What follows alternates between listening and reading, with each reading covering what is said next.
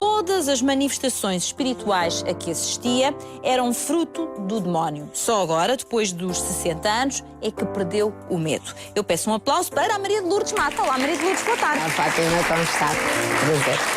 Maria de Lourdes,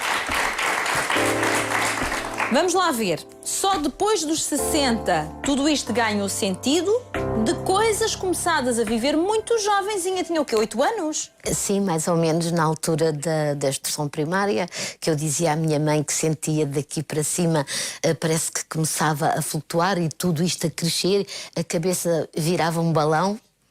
De, por exemplo, estar a brincar à malha ou qualquer coisa e ter duas sombras. Mas via duas sombras? E duas sombras. E eu dizia às minhas amigas, mas eu tenho uma sombra mais pequenina e outra sombra maior. A sombra prolongava-se mais. E elas viam o mesmo ou não viam? Não, ninguém via. Diziam-me que eu era tonta. Ou seja, passou a vida a ouvir...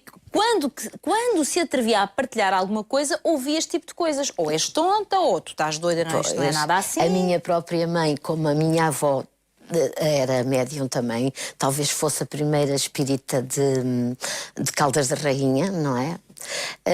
A minha mãe não podia com o espiritismo e como tinha um primo padre ainda por cima, ainda menos. Mas desde os 8 anos que nós éramos evangélicos. Eu, com 8 anos, éramos evangélicos. Ora, tudo ali não fazia sentido. De maneira nenhuma, não é? Agora, deixa-me perceber o seguinte... nestas idades, porque era muito pequenina, a viver estas coisas todas estranhas que não compreendia, ficava bem em casa sozinha? Ou tinha medo? Ficava. Nunca tive medo. E talvez por eu ser, o meu feitiço ser muito alegre, muito amiga de conversar e não sei o quê, eu enfrentava isto tudo assim como dizem os miúdos na boa, não é? Mesmo que vivesse alguma destas experiências sozinha, não tinha medo? Sim, nenhuma. Curioso. Nunca tive medo. E até que ponto é que se sentia capaz de partilhar o que vivia? Porque vamos lá ver, com o ambiente que me está... Não é o ambiente, é as condições que havia em casa. O facto de ser evangélicos, o facto de haver um tio que era padre, etc. Se calhar muitas das situações não sentia minimamente à vontade.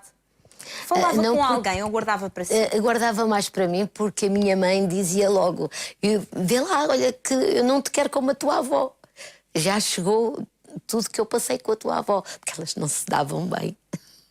E lá foi a Maria de Lourdes crescendo com estas situações. Conte-me lá algum episódio que, nesta fase enfim, da adolescência, início da idade adulta, alguma situação que tenha vivido e que acho que realmente merece Há uma situação que eu não tive consciência do assunto, que se passou num velório na Basílica da Estrela, em Lisboa. A uma dada altura, eu, a minha mãe e uma vizinha nossa que estava no velório também, fomos para uma daquelas capelinhas pequeninas que a Basílica tem. Eu lembro-me disso, de irmos para lá, de me sentar, mas a uma dada altura, acho que eu que me levantei. A única coisa que eu me lembro, quando tomei conhecimento, foi de estar a puxar por este braço, pelo casaco. Do seu próprio braço? Do meu próprio braço. Mas acho que eu falava tão alto que fiz algumas pessoas que estavam junto ao caixão vir ali à capela. E então eu acho que o que dizia, tu fostes uma fingida, tu tentavas-me roubar as coisas que era do meu filho, vai-te embora. A senhora que estava connosco era uma senhora, nossa vizinha, mas que era médium. E a senhora disfarçou depois a dizer que eu estava a sonhar. Quando as pessoas foram embora, disse para a minha mãe, por trás da Lourdinhas, que era assim que ela me tratava, estava o espírito da Dona Maria, que era a senhora que tinha falecido. Ui! Eu digo isto porque ainda estavam no funeral, não é? Pois foi. Se calhar é normal. Eu não sei, eu não vi, eu não posso dizer. Isto é um facto que eu conto porque me contaram, porque é tal coisa. Eu só me lembro de estar em pé com um ar zangado, isso eu recordo-me que se estava assim com um ar zangado, a puxar pelo casaco. Agora... Mais do que isso não se lembra? Não me lembro. Viveu esta situação... E foi à procura, ou seja, depois da sua vizinha ter feito este comentário, até porque ela já era médium... Ela chegou-me a convidar para eu ir com ela, só que...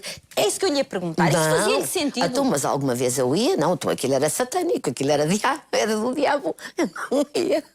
Não ia, mas ia vivendo as coisas sozinha? Ia vivendo. E viveu algumas aflições, ou não? Quando digo aflições no sentido de, Lourdes, sei lá, imagine, estar na sua vida, a passear, a descansar e ter uma premonição em relação a alguém, aquelas coisas que a pessoa fica com o coração apertado. Passou por aí? Tinha tive sempre, isso foi uma coisa que eu tive sempre toda a vida, assim como estar sentada e sentir umas mãos chegar-me, ainda hoje, ainda mais então, é pensar que estou com alguém quando eu estou sozinha em casa e ir até virar-me para falar e ai, que disparate, mas eu estou sozinha, falo com quem? Mas em relação a essas situações, por exemplo, das premonições, recorda-se de alguma situação, sei lá, em que de repente cruzou-se com um estranho, uma estranha e sentiu alguma coisa da vida dessa pessoa? Que até lhe tivesse dito, eventualmente. Quer dizer, há uma coisa que aconteceu, mas eu não sei até que ponto é que isso é verdade. Eu gostava muito de ir a Santiago de Compostela, não sei porquê. E fui a Santiago de Compostela uma vez e tinha acabado de fazer a operação de cancro de mama. Por isso há 19 anos, mais ou menos, 18, 19 anos. E subi e vou na parte de trás. Ora, eu como evangélica não ia agarrar àquele boneco que está lá de prata, ou o que é aquilo, que é o Santiago, que segundo eles dizem. Mas quando vou a chegar, estava um senhor com os olhos, um monge, com os olhos muito penetrantes. Aquele olhar dele ficou-me sempre na memória. Aquele olhar dele. Tão atrapalhada que eu fiquei que tentei tirar da carteira dinheiro e o que veio à mão foram 500 escudos e ficaram lá os 500 escudos. Então ele diz-me, ele olha-me muito nos olhos, muito fixo e diz-me, olha, sobe, agarra-te, põe uma mão de cada lado ali de Santiago e para que ele te salve e te cure. Isso aí meteu-me uma confusão. Como é que o senhor sabia que eu tinha tido o problema que tinha? Eu digo-lhe, eu fui lá meses seguidos, era uma paranoia, ir daqui para Santiago não é perto, Pois não. a ver se eu voltava a ver o senhor, nunca mais vi. Não sei se ele era real. Cumpriu ou não?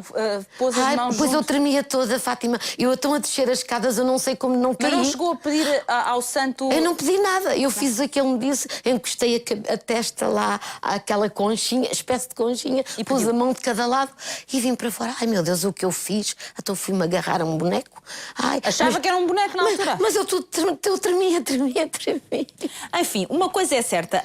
A Maria de Lourdes foi somando várias experiências que a marcaram, fez a sua vida normal, enfim, estudou, trabalhou, a sua vida foi andando. Em África é que se passou talvez das coisas mais marcantes. Foi que eu tive uma menina em África, a menina essa que estava morta já dentro de mim, tinha morrido há pouco tempo, nasceu morta, ela tinha 5 quilos, eu sofri muito, tive muitas hemorragias, o meu marido teve que ir pedir dadores de sangue. E então eu nunca tomei isso assim muito a sério, mas hoje eu penso que sim, porque eu sei que se eu falei com os médicos não estava num estado não normal, claro. Estava normal, não é? E eu sei que vi, assim como, eu não sei explicar, mas como se fosse uma lua, umas coisas redondas, e dentro dessas esferas, dessas coisas redondas, 2 caras, 2 mulheres, uma em cada uma. E de um lado uma, com um ar zangado, dizia-me, eu matei a tua filha, só te não tomasse a ti se não puderem. A outra cara era uma cara que me dava calma, que me sentia tranquila. Mas eu naquela altura, eu disse, e aconteceu que a médica era indiana e as enfermeiras eram lá de Cabinda, não é? E então quando eu disse que estava a ver umas bolas a girar com umas caras de umas mulheres e que estavam a dizer, elas ficaram... Muito impressionadas, eu sei que uma empregada fugiu, porta fora do desapareceu. quarto. Foram situações que marcaram muito a Maria de Lourdes. Já vamos continuar esta conversa com a Maria de Lourdes, até para saber o que é que aconteceu depois, porque há todo um trajeto de muitas vivências, como já percebemos, muitas incompreendidas, até que finalmente chega um momento em que tudo faz sentido para a Maria de Lourdes. Agora vou minutos e meio, não, já é 3 minutos. 3 minutos.